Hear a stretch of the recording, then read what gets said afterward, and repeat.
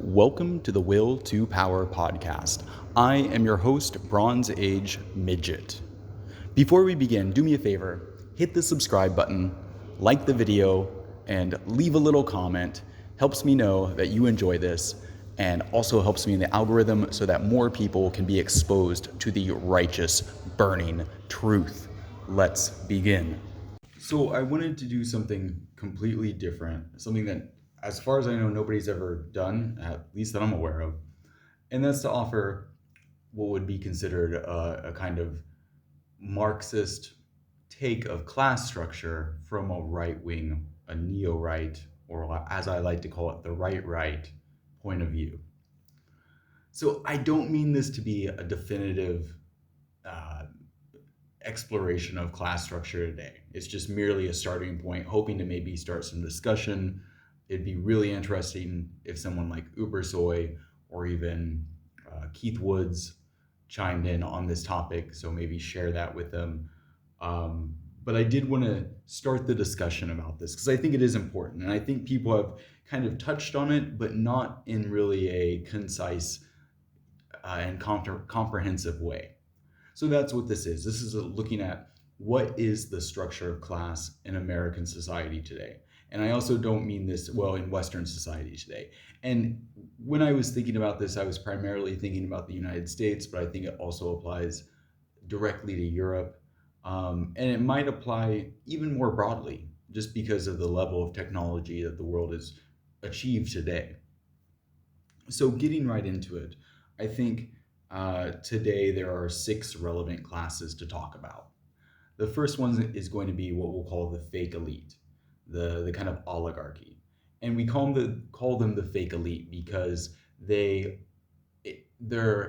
status and power is entirely based upon access to resources, access to flows, like the control of flow of information.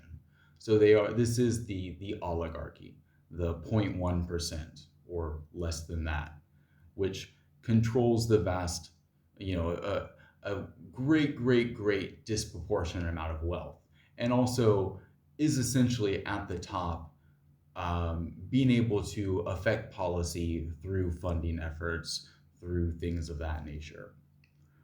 This includes people who control, like I said, the vast majority or an excess of capital, as well as capital related to high technology, right? This isn't the old elite, right? This isn't the mom and pop capitalist that owns a grocery store or the factory owner. These are small players compared to the actual people running the show, the oligarchy. And I guess if we were to give this system a name, we often say globo homo as an expression of, the political dimensions of the system. But if we are to describe it in strictly economic terms, perhaps oligarchal capitalism or even neo-tributary capitalism as a direction that the system is heading. So that's at the top, the fake elite. This kind of gay elite that we have to tolerate. People like Jack Dorsey and Jeff Bezos. These people who are, on one hand, I guess, yeah, go to space, cool, whatever. But on the other hand, these people who are essentially turning us all into their personal value sponges, right? Where they can kind of wring us out whenever they need to collect and absorb more wealth. And we see this as the sort of capital that is increasingly intrusive into people's lives, right? We didn't always have things like Netflix, or a better example would be like Spotify Premium, these kind of subscription services that people are extremely wrapped up into. Amazon Prime, whatever. I don't even know what is Amazon Prime. I don't even know. You get some deal, doesn't make any sense to me, but people, the normie, the bug man, are extremely wrapped up into this.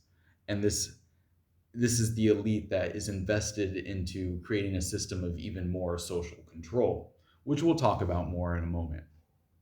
So underneath this fake elite, you have kind of the state. And I use this in the broad Gramscian terms. So the state includes not simply the elected officials, and not simply the bureaucrats around them, but also things like the contractors.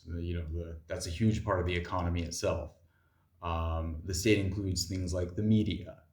A lot of people don't know it, but NBC and all these big corporations were essentially founded by people out of the military, by people out of the CIA. So this is very much connected as well.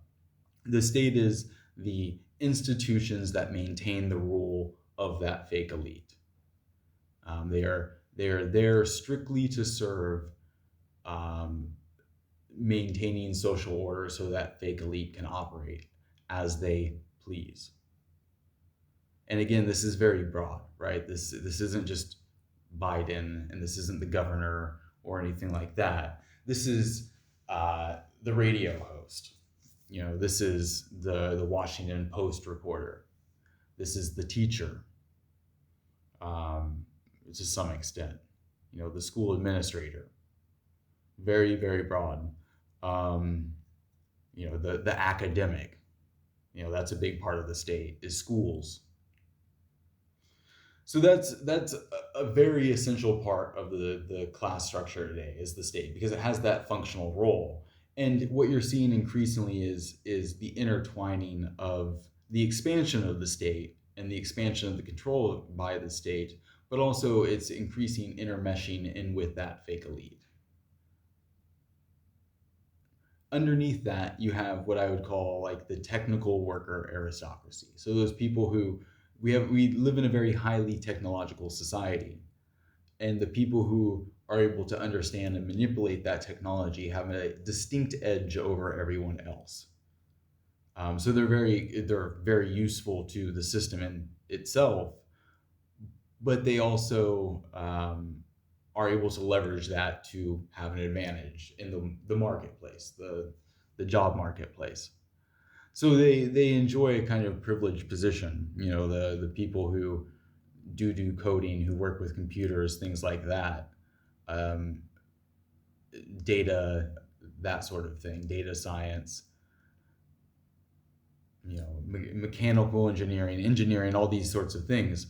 But there's an interesting quality to this, is that it's very denatiated, deracialized. There used to be what would be a traditional labor aristocracy in the United States. Was you did have white people who were given a privileged position over everybody else in the marketplace, and in the job marketplace, and they formed a labor aristocracy. Today, it's more based on one's ability to understand and manipulate technology. And you don't necessarily need to be white to do this, right? Anybody can learn to code. You can get an Indian guy to come over and learn to code. You can do remote work. So you have this technical aristocracy that is increasingly denatiated and has less of a national interest. And this informs a lot of the woke policies, right? A lot of the reaction, a lot of the shifting tectonic forces in class structure, is that you do have this technical aristocracy emerging that isn't really based on nationhood, or it is to a much less extent. Any Indian guy can come over, or any Nigerian guy can get a coding job or get an IT job, and they're at basically the same level, or even a much higher level than somebody working at TGI Fridays. So that is a class unto itself, and a very important one that has emerged within the 21st century. I would say about that same level, or perhaps even underneath them, is the traditional bourgeoisie and the petty bourgeoisie. Now, this isn't the bourgeoisie of Marx's day, where this was the commanding heights of industry, because we've kind of moved on from the traditional factory as the unit of the business structure. Right, we have large conglomerate corporations now with shareholders. A lot of people technically own capital through their 401ks. But this includes those people who might have a small business, might have a business, or even a fairly large business, 50, 100 people, but don't necessarily have like a large voice in the economy to any significant extent. Maybe they got some buddies in local politics, But this isn't the class with power today. They might, like I said, they might own some capital, they might have a small business, but it's kind of irrelevant in today's economy. To it, they might hire labor technically, but it's irrelevant in terms of their power in today's class structure. Underneath that is a kind of traditional unskilled working class, and even part of the former labor aristocracy, with the kind of declassed, privileged white workers of yore, now kind of, if they didn't learn to code, if they're not part of this new information economy, they're what are they left to do? And again, wait tables, fix cars, things like that. Um, so do delivery, something like that. But they're basically on the same par with everybody else. And this is again the low wage working class. They don't have a lot going for them in terms of their life options. Of course, they could learn skills, but again, people get stuck in ruts, right? Probably not going to happen for many people. Definitely could, but in any case. And then finally, you have, I guess, the lumpen proletariat, the precariat. These people who don't have steady income in the traditional economy. Maybe they're part of the gray economy, the black economy, or they live off the state. So that's another thing. They're kind of state dependent, precariat, on welfare, things of that nature. So that's basically the layered structure of American society. But I think what's important is not simply to make categorization, because that's fine, and that's an analysis, I suppose. But we need to see where society is shifting towards. And the important point I want to make is that traditional capitalism, you saw the reproduction and expansion of the relations of capital, right? You saw the accumulation of capital, the expansion of the labor process to incorporate, more workers, higher capital, the export of capital, things like that, as the primary basis of capitalism of that day. And what we're shifting towards, and this is very important, is the reproduction of relations of social control. So we've reached a level of technology in which it doesn't really make sense to simply churn out hamburgers faster and with less labor, to a large extent. You might make some profit that way, but it's a huge capital expense at the same time. But what you can do is you can exert an increasing amount of control over people's lives. And again, essentially treat them as reservoirs of wealth, where you can kind of hook them into the matrix, so to speak, put them as, make sure they have income, some sort of income, and then wring it out through subscription services, through consumerism, things like that. And what you're seeing is a fusion between the top three classes, the fake elite, the state, and the technical aristocracy, an increasing kind of alliance, so to speak, between those three aspects. Like you said, you have that fake elite at the top, the kind of the lizard people, if so to speak, and the state, which is again broad spectrum, the kind of the institutions, broadly speaking, of power, both like cultural and political, and then underneath those, the people that make that happen, right? The kind of the archetypal bugmen, so to speak, the drones, the cogs on the top that are kind of working in alliance, and which have really displaced and to some extent dispossessed the petty bourgeoisie, the bourgeoisie, and even the former labor aristocracy. And what you're seeing is those latter three classes are being transformed into a single state-dependent precariat. And what you're also seeing is that there's a lot of resistance to that. So the petty bourgeoisie, the former labor aristocracy, and to some extent the bourgeoisie, the traditional bourgeoisie, just the the capital owners who own a productive enterprise, they're a capital producing enterprise. They're resisting this to some extent because they're essentially being declassed. They're being fused into that lower class, and there's some resentment going on. So I think that is an interesting starting point, so to speak, for how the world looks today. At least not how the world looks, but how Western societies look today, and the important players. And again, these are different categories, and they represent different portions of society, right? Perhaps we should note that the fake elite accounts for an extremely small portion of society, 0.1%, 0.01%. I didn't do the math. I don't know how much any of that is, but I would imagine it's much less than that. Honestly, it's probably in the few hundreds, if even that. A couple hundred people at the very, very top that have the most power. Maybe a couple hundred, a few hundred, families, people, whatnot.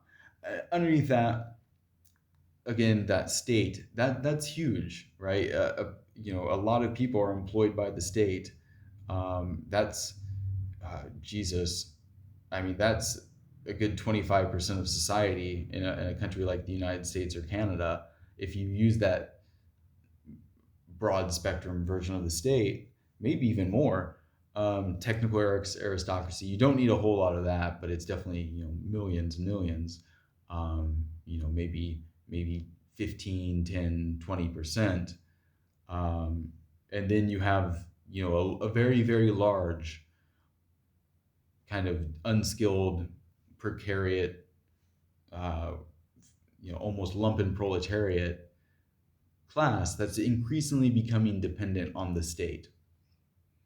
And again, that represents maybe almost half of society, maybe more half of society. And it's, you don't have a lot of unity amongst that bottom, right? Because there's the fake racial division being stormed up by the media. That's one of the reasons why probably the media is doing that, is to prevent any sort of unity amongst that working class. So that's where we're at, and that's to some extent where we're headed. We're heading away from that traditional kind of capitalism, bourgeoisie, proletariat, the state acting as an enforcer of the bourgeoisie, into something that's a little bit more complex, and that's more based around simply the expansion of power, simply the expansion of control. It's moving away from traditional capitalism, going almost towards Neofeudalism, right? You have to think about what something like the Spanish, right? The Spanish Empire. They were not capitalist, at least in the sense that we know them. They would invest money into the church, a institution of social control, or they would invest money into the Spanish Armada to go find more gold. And they would get the gold and they would just invest it back into those two things. And it was effective for a while until England did start investing into technology instead. But we're going back towards that system where we invest increasing amounts of resources into those systems of control. And today they're much more technological, right? We have the internet, we have the Internet of Things, the Internet of Things watching you, the Internet of Things listening to you, the internet, and who knows what can develop from that. But a lot can, and a lot probably will. So we've kind of opened Pandora's box with the technology. If you approach this from a Marxist sense, right, a true orthodox Marxist sense, you make the assumption that the historical materialist assumption that the level of development of the means of production affects the social relations of production, which affects the superstructure, the cultural and ruling institutions, the ideas, the philosophies, the dominant philosophies and such.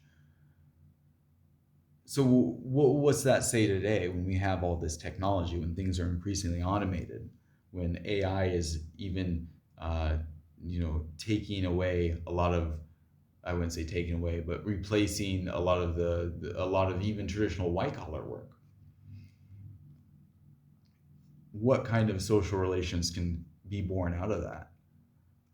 And will they be social relations to simply reproduce more AI and technology? I mean, to some extent, but to what extent will it be increasing investments into social control, into things like advertisement, into things like just the manipulation of public opinion, um, the state in general, that again that broad spectrum state, and that's what we're seeing increasingly.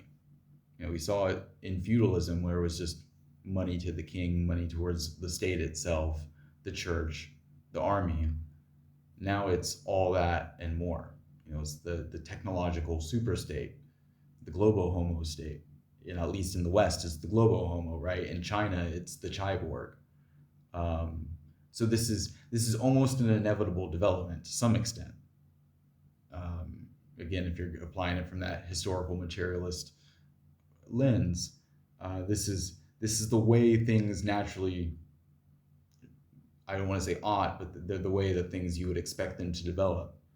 Um, and the question is, how do you leverage that to a better system? And I've talked about kind of right wing socialism or Nietzschean socialism, where we kind of understand that we're not going to put the genie back in the lamp, the Pandora back in the box. We are not going to get rid of technology and the potential that unleashes, but we can use the kind of social relations that it unleashes to create a better society, or to at least a better vision of society than the gay, gray, kind of fake, elite-led globo homo that we have now.